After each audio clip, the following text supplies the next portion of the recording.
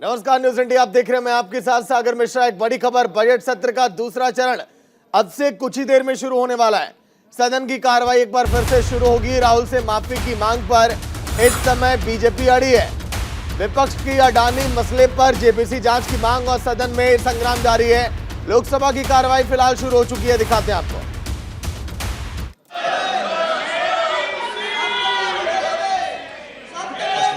प्रश्न संख्या 241 शोकत राय जी।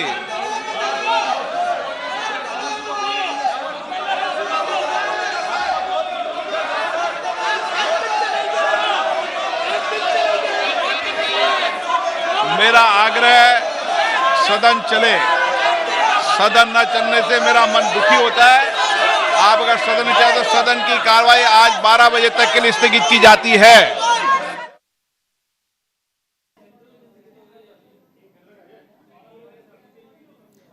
तो फिलहाल लोकसभा की कार्रवाई 12 बजे तक के लिए स्थगित की गई। जैसे ही लोकसभा स्पीकर सदन में घुसे, जमकर हंगामा, नारेबाजी आज के दिन में शुरू हो गई। उन्होंने कहा कि मैं चाहता हूं कि यह सदन चले। और ये लाइव तस्वीरें राज्यसभा की भी है।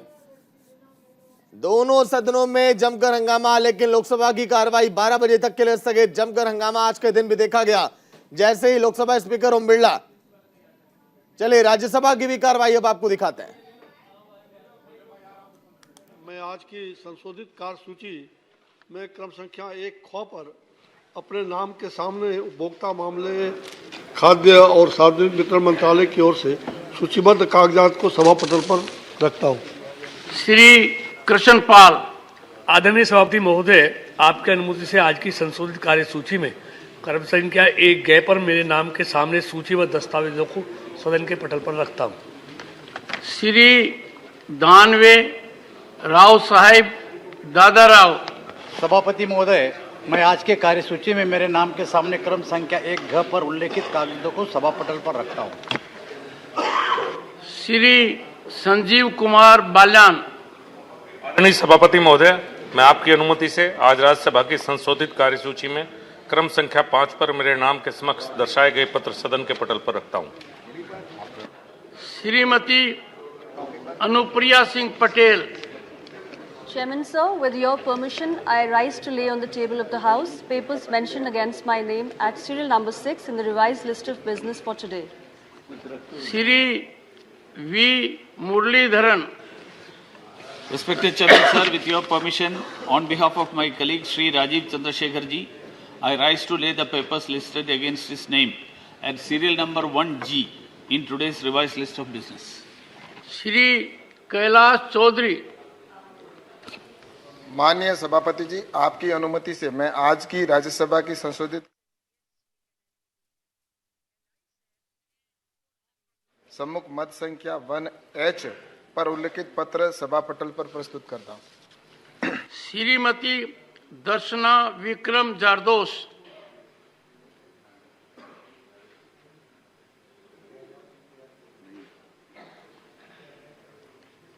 Not present. तो लोकसभा की कार्रवाई फिलहाल स्थगित हो चुकी है 12 बजे तक, लेकिन राज्यसभा की कार्रवाई समय जारी है। क्या होगा, दिन भर देखने वाली बात होगी। वहीं बात करेंगे अन्य खबरों की। कांग्रेस अध्यक्ष मल्लिकार्जुन खड़गे बीजेपी और केंद्र पर जोरदार हमला बोले। क्या कुछ कहा उन्होंने, सुनिए आप। ये देखो, लोगों को मुद्दे से भटकाने के लिए ऐसी बातें वो कर रहे हैं। और 2.5 साल में 12 लाख रुपए किसने कमाया, किसकी संपत्ति बढ़ी, इसका जवाब दो। हम इसकी कोशिश कर रहे हैं। आप मुद्दे को भटकाने की कोशिश कर रहे हैं। और बैकवर्ड क्लास का इंसान, कांग्रेस पार्टी ने जो बैकवर्ड के लिए, शेड्यूल कास्ट के लिए, माइनॉरिटीज के लिए एक हमेशा उनके साथ खड़ी हुई है, उनके साथ लड़ी है। और ये लोग जो मनु के विचार में और विचारधारा में विश्वास रखते हैं, वो क्या बैकवर्ड क्लास के वेलफेयर की बात करते हैं। तो खड़गे का केंद्र और बीजेपी पर जमकर हमला। ये कहा गया कि बीजेपी मुद्दों से भटकाने के लिए, ध्यान हटाने के लिए इस तरह के काम करने में लगी है। लगातार हंगामा, नारेबाजी जिस तरह से पूरे देश भर में जारी, क्योंकि राहुल गांधी पर जो कल के दिन सुनवाई हुई उस पर अब ये कहना कांग्रेस का कि अब पैदल मार्च अब निकाला जाएगा, राष्ट्रपति से मुलाकात किया जाएगा और भी कई ऐसी बातें हैं जिसको लेकर विपक्ष अब जमकर हमला बोलने में लगा सत्ता पक्ष पर। वहीं एक और बड़ी खबर, बीजेपी अध्यक्ष जेपी नड्डा का राहुल गांधी पर हमला। राहुल को तथ्यों से परे और मनगढ़ंत आरोप लगाने की आदत है। राहुल का अहंकार बहुत बड़ा और बहुत छोटी समझ है, ये कहना नड्डा का। राजनीतिक लाभ के लिए राहुल ने किया ओबीसी समाज का अपमान। राहुल को सजा पर नड्डा के बैक टू बैक ट्वीट अब सामने आए। कांग्रेस के नेता राहुल गांधी को तथ्यों से परे और मनगढ़ंत आरोप लगाने की आदत है। 2019 लोकसभा चुनाव के पहले राहुल गांधी ने राफेल के नाम पर देश को भ्रमित करने की कोशिश की, जिसको लेकर माननीय सुप्रीम कोर्ट ने फटकार लगाई और राहुल गांधी को मनगढ़ंत आरोप के लिए बिना शर्त माफी मांगनी पड़ी थी।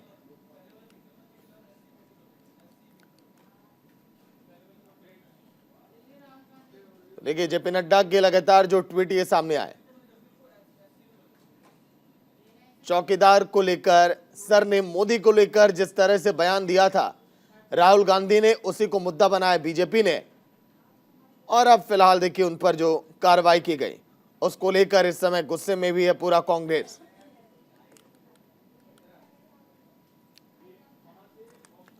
वहीं बीजेपी ने अपने सांसदों के लिए व्हिप अब जारी किया। बीजेपी सांसदों को सदन में मौजूद रहने के निर्देश दिए गए। वित्त विधेयक पारित करने के लिए व्हिप जारी। गतिरोध के कारण सदन की कार्यवाही लगातार बाधित हो रही है, लेकिन लोकसभा की कार्यवाही तो एक बार फिर से बाधित हो चुकी है। 12 बजे तक के लिए सदन की कार्यवाही आज के दिन भी स्थगित। वित्त विधेयक पारित करने के लिए व्हिप जारी किया गया। बीजेपी ने कहा कि अपने सांसदों से, सांसद महोदय आप लोग रहिए सदन के अंदर, कार्यवाही चले ढंग से। लेकिन अफसोस संसद के दूसरे चरण का यह सत्र अभी तक हर दिन हंगामे की भेंट चढ़ा है।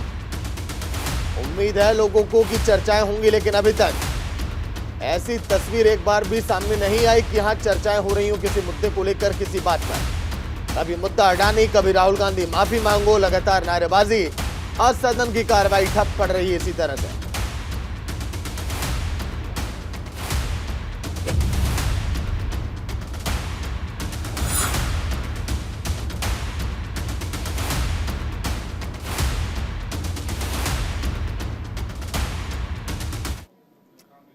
वहीं केंद्रीय जांच एजेंसियों के खिलाफ पहुंचे विपक्षी दल। सीबीआई ईडी के दुरुपयोग को लेकर विपक्षी दलों की सुप्रीम कोर्ट में याचिका। 14 विपक्षी दलों ने सुप्रीम कोर्ट में याचिका दायर की है। सुप्रीम कोर्ट ने याचिका पर सुनवाई को मंजूरी दी है। 5 अप्रैल को याचिका पर सुनवाई करेगा सुप्रीम कोर्ट। बड़ी खबर जो आप देख रहे हैं, 14 विपक्षी दलों ने सुप्रीम कोर्ट में याचिका दायर की। सीबीआई और ईडी के इस्तेमाल पर विपक्षी दल सुप्रीम कोर्ट तक पहुंच चुके हैं। सभी दलों के दिग्गज नेता आपको दिखाई दे रहे होंगे। मल्लिकार्जुन खड़गे भी आप देखिए वहां पर हैं इस समय, और भी अन्य राज्यों के 14 दिग्गज नेता इस समय।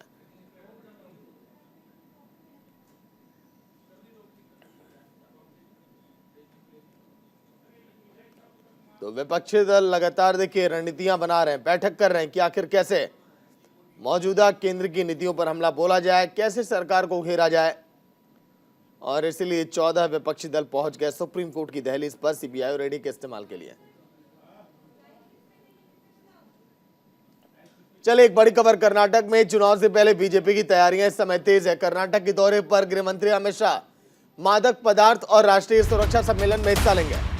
सहकार समृद्धि सौंध की आधारशिला रखेंगे अमित शाह। कई विकास कार्यों का भी उद्घाटन करेंगे देश के गृह मंत्री। कर्नाटक के दौरे पर गृह मंत्री अमित शाह मादक पदार्थ और राष्ट्रीय सुरक्षा सम्मेलन में हिस्सा लेंगे।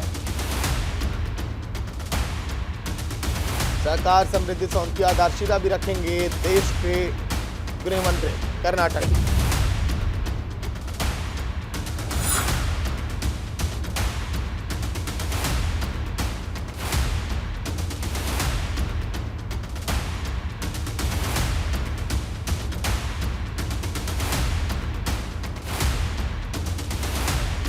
देखिए सहकार समृद्धि सौध की आधारशिला रखेंगे देश के गृह मंत्री। कर्नाटक में चुनाव बेहद करीब है और कर्नाटक चुनाव की तैयारियां इस समय करने में पूरा विपक्ष चाहे हो सत्ता पक्ष लगा हुआ है। क्योंकि मौजूदा समय में बीजेपी की सरकार है कर्नाटक में और इसी साल कर्नाटक में चुनाव होने वाले। लगातार बीजेपी के दिग्गजों का दौर जारी है। ग्राफिक्स भी आपको दिखाते हैं। चुनावी राज्य कर्नाटक के दौरे पर हैं। देश के गृह मंत्री वहां पर बैठक कर रहे हैं। बीजेपी के नेताओं को जीत का मंत्र भी दे रहे हैं और वहीं कर्नाटक की जो मूलभूत जरूरत है लोगों तक पहुंचाने की हर संभव कोशिश की जा रही है। मादक पदार्थों की तस्करी, राष्ट्रीय सुरक्षा पर क्षेत्रीय सम्मेलन में गृह मंत्री शामिल होंगे आज के दिन। कैसे मादक पदार्थों पर रोक लगाई जाए, 1235 करोड़ की 9,298 किलोग्राम जब्त नशीली दवाओं को भी नष्ट किया जाएगा आज के दिन। 9,298 किलोग्राम है इन नशीली दवाइयों का वजन। वहीं अमित शाह कोमाघट्टा गांव में सहकारा समृद्धि सौध की आधारशिला भी रखेंगे आज के दिन। इन तमाम बड़े कार्यक्रमों में शामिल होंगे देश के गृह मंत्री। सहकारिता मंत्रालय की विभिन्न विकास योजनाओं का भी उद्घाटन करेंगे देश के गृह मंत्री। इसके साथ ही साथ आगे के भी तमाम कार्यक्रम कर्नाटक में मई में विधानसभा चुनाव होने वाले हैं। मतलब कि महज केवल अब 1 महीने का वक्त आप मान के चलिए और बचा है। वही कर्नाटक में जब चुनाव होंगे तो इस दौरान कांग्रेस भी जोर लगाने में लगी है। चुनाव की तारीखों का जल्दी ऐलान भी हो सकता है। एक और बड़ी खबर अमृतपाल मामले से जुड़ी है। उत्तराखंड में अमृतपाल को लेकर अलर्ट जारी किया गया। देहरादून, हरिद्वार, उधम सिंह नगर में अलर्ट ये जारी। 3 जिलों की सीमाओं पर इस समय गहन चेकिंग की जा रही है। सूबे में जगह जगह पर अमृतपाल के पोस्टर लगाए गए। अमृतपाल के उत्तराखंड में होने की संभावना भी है। खालिस्तान समर्थक और पंजाब से भागे अमृतपाल को लेकर उत्तराखंड में पुलिस ने अलर्ट जारी किया है। सीमांत जिलों में विशेष निगरानी चल रही है।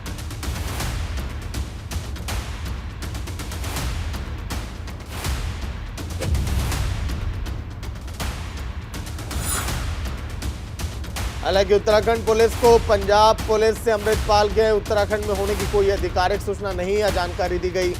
कहा यह भी जा रहा है कि उत्तराखंड से नेपाल वो भाग सकता है। इस संबंध में पुलिस को आधिकारिक रूप से कोई भी जानकारी नहीं मिली है, लेकिन इंटरनेट मीडिया में चल रही सूचनाओं को पुलिस ने गंभीरता से लिया है। वहीं भगोड़े अमृतपाल की तलाश अभी तेज है। भारत नेपाल सीमा पर चौकसी बढ़ाई गई। यूपी के बहराइच में अमृतपाल के पोस्टर लगे। अमृतपाल के 2 साथियों के भी पोस्टर अब चिपकाए गए। अमृतपाल सिंह के नेपाल भागने की आशंका है। बॉर्डर चौकियों के लेकर अलर्ट भी जारी किया गया है।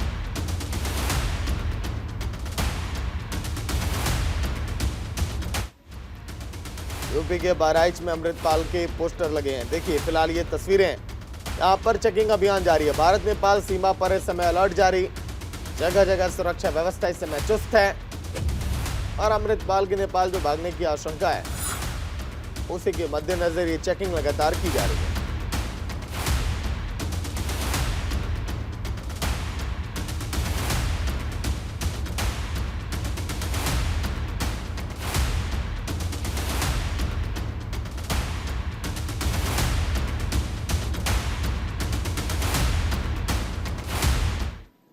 मैं इसी से जुड़ी एक और बड़ी खबर आ रही है। अमृतपाल का साथी गिरफ्तार किया गया। दिल्ली की तिलक विहार से उसकी गिरफ्तारी हुई है।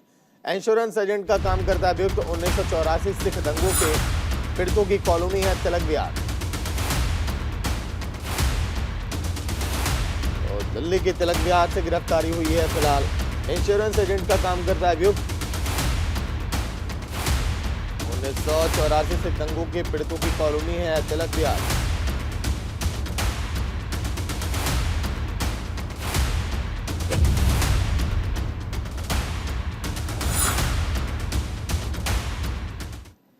एक और बड़ी खबर, पाकिस्तान की घुसपैठ की बड़ी साजिश फिलहाल नाकाम हो गई है। पंजाब के गुरदासपुर में पाकिस्तानी ड्रोन दिखाई दिया। बीएसएफ ने पाकिस्तानी ड्रोन पर गोलीबारी भी की है। 5 पिस्टल, 10 पिस्टल मैगजीन, 9 mm के 71 राउंड गोला बारूद भी बरामद किए गए।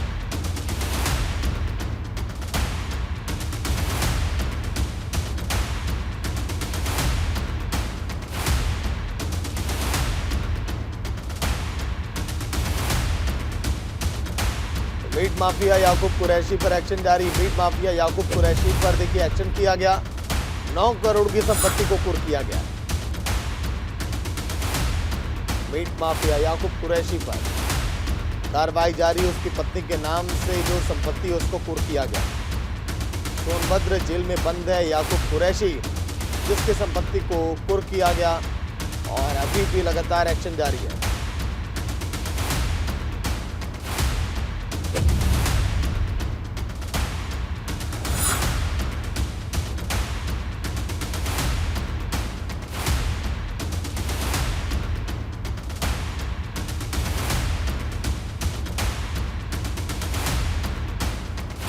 वहीं जो एक बड़ी खबर, पाकिस्तान के घुसपैठ की बड़ी साजिश भी नाकाम। पंजाब के गुरदासपुर में पाकिस्तानी ड्रोन दिखाई दिया। बीएसएफ ने पाकिस्तानी ड्रोन पर गोलीबारी की है। 5 पिस्टल, 10 पिस्टल मैगजीन, 9 mm के 71 राउंड गोला बारूद बरामद किए गए। बीएसएफ ने पाकिस्तानी ड्रोन पर गोलीबारी की है। 5 पिस्टल, 10 पिस्टल मैगजीन, 9 mm के 71 राउंड गोला बारूद बरामद किए गए। घुसपैठ की बड़ी साजिश ये नाकाम।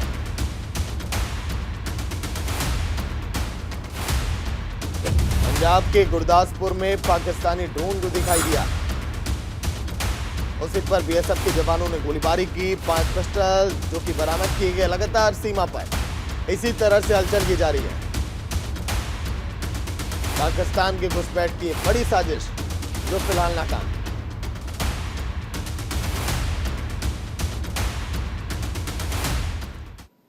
वहीं यूपी के गाजियाबाद से बड़ी खबर, कुट्टू का आटा खाने से 20 से ज्यादा लोग बीमार पड़ गए। नवरात्रि के व्रत में उन्होंने कुट्टू का आटा खाया था। दुकानों से कुट्टू के आटे के लिए सैंपल अब लिए गए। कुट्टू का आटा खाने से लोग बीमार पड़ गए। नवरात्रि में उन लोगों ने फास्ट रखा हुआ था, लेकिन अब दुकानों से सैंपल लिए गए उन कुट्टू के आटों के। 20 से ज्यादा लोग बीमार पड़ गए।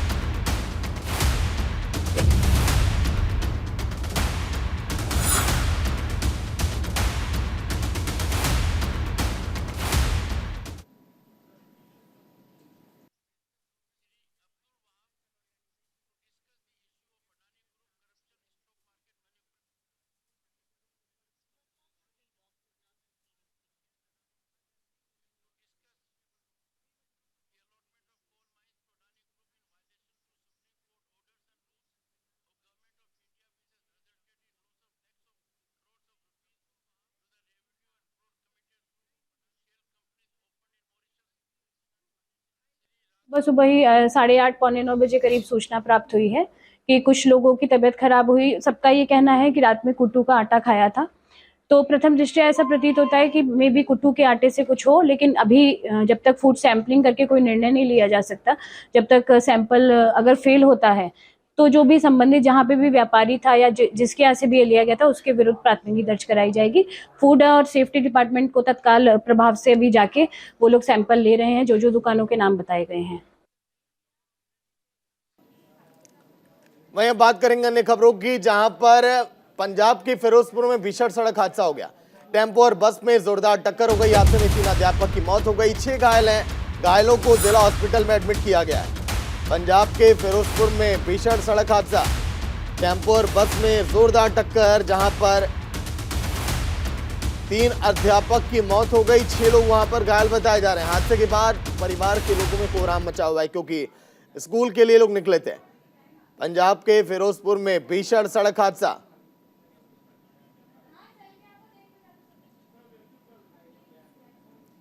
हादसे में 3 अध्यापक की मौत, 6 लोग वहां पर घायल बताए जा रहे हैं। तस्वीरें आपकी टीवी स्क्रीन पर। घायलों को जिला हॉस्पिटल में एडमिट किया गया। ये बहुत दर्दनाक हादसा, जहां पर 3 अध्यापक की देखिए मौत हो गई मौके पर ही। टेम्पो और बस में जोरदार ये टक्कर।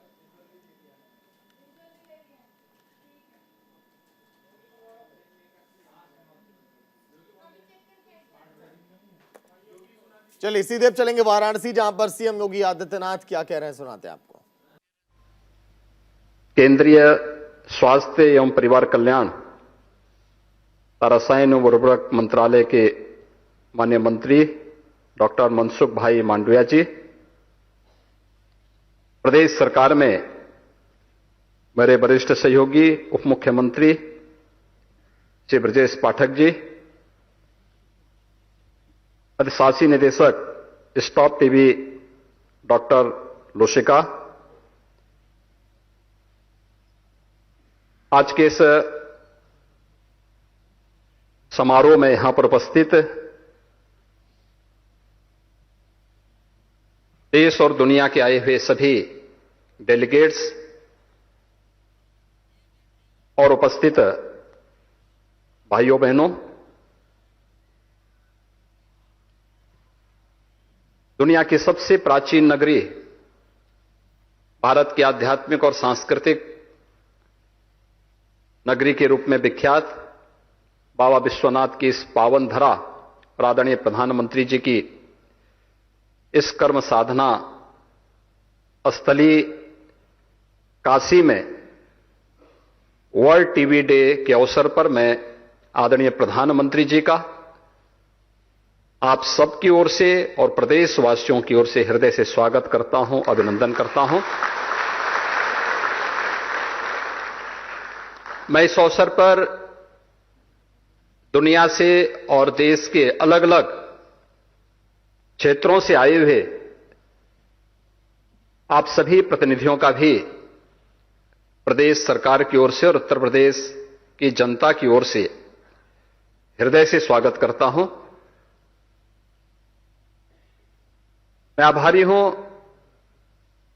आदरणीय प्रधानमंत्री जी का और केंद्रीय स्वास्थ्य एवं परिवार कल्याण मंत्री डॉक्टर मनसुख भाई मांडविया जी का, जिन्होंने वर्ल्ड टीबी डे के अवसर पर इस समिट का आयोजन भारत की सांस्कृतिक और आध्यात्मिक नगरी काशी में आयोजित किया है। काशी आदरणीय प्रधानमंत्री जी की कर्म साधना की स्थली है, जहां से देश की संसद में वे स्वयं प्रतिनिधित्व कर रहे हैं। आज उनके नेतृत्व में भारत जिन नई ऊंचाइयों को प्राप्त कर रहा है, स्टॉप टीबी कैंपेन की जो अधिशासी निदेशक के उद्बोधन में वे बातें बहुत अच्छे ढंग से यहां पर प्रस्तुत भी हुई हैं। ये हम सबका सौभाग्य है कि जब भारत अपनी आजादी के अमृत महोत्सव वर्ष के उपलक्ष्य में अमृत काल के प्रथम वर्ष में प्रवेश किया है,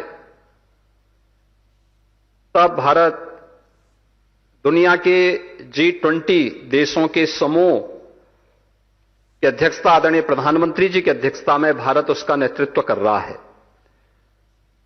और इस अवसर पर 2018 में जो एक संकल्प पूरी दुनिया को 2030 तक ट्यूबरक्लोसिस मुक्त करने के एक अभियान को विश्व स्वास्थ्य संगठन ने लिया था, उस संकल्प में आदरणीय प्रधानमंत्री मोदी जी ने भारत को 2025 तक ट्यूबरक्लोसिस से मुक्त करने के जिस संकल्प को आगे बढ़ाया था, आज हम उसके नजदीक पहुंच चुके हैं। और आज स्टॉप टीबी कैंपेन का जो थीम भी दिया गया है, यह वास्तव में उनके उन संकल्पों को ही मजबूती प्रदान करने और इस संकल्पों को ही आगे बढ़ाने का है कि yes we can end TB. और इस थीम को भारत उस थीम के अनुरूप हम ट्यूबरक्लोसिस से मुक्त भारत बनाने की दिशा में आगे बढ़ चुके हैं। भारत की आबादी के सबसे बड़े राज्य उत्तर प्रदेश में 21% देश के अंदर ट्यूबरक्लोसिस से ग्रसित कुल रोगियों में से 21% उत्तर प्रदेश में पाए जाते रहे हैं।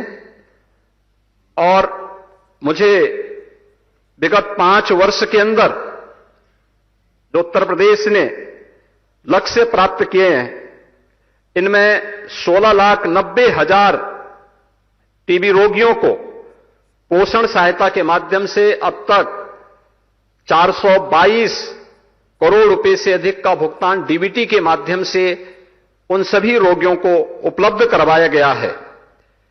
निक्षय मित्र योजना के अंतर्गत आदरणीय प्रधानमंत्री जी की प्रेरणा से और प्रदेश की माननीय राज्यपाल की यहां पर नेतृत्व में अब तक 2,25,000 से अधिक टीबी रोगियों को गोद लिया गया, तो उन्हें पोषण सामग्री उपलब्ध कराई गई, जिनमें 70% से अधिक रोगी पूरी तरह स्वस्थ होकर के उन्हें उपचार से मुक्त किया जा चुका है, उससे अपने आप को अलग हो चुके हैं। प्रधानमंत्री आयुष्मान भारत वेलनेस सेंटर में टीबी जांच पर विशेष रूप से ध्यान देने की कार्रवाई भी हो रही है। प्रदेश के अंदर आज जब यहां पर वर्ल्ड टीबी डे के अवसर पर यह समिट आयोजित की जा रही है, तब आज पूरे प्रदेश के अंदर उत्तर प्रदेश के अलग अलग जनपदों में 80,000 से अधिक डॉट्स किट वितरण करने की कार्रवाई अलग अलग जनपदों में भी वर्तमान में चल रही है। ये कार्यक्रम युद्ध स्तर पर प्रदेश। तो वाराणसी में आज का दिन तमाम दिग्गज नेता वहां पर जुटे हैं। बीजेपी के बड़ी सौगातें मिलने वाली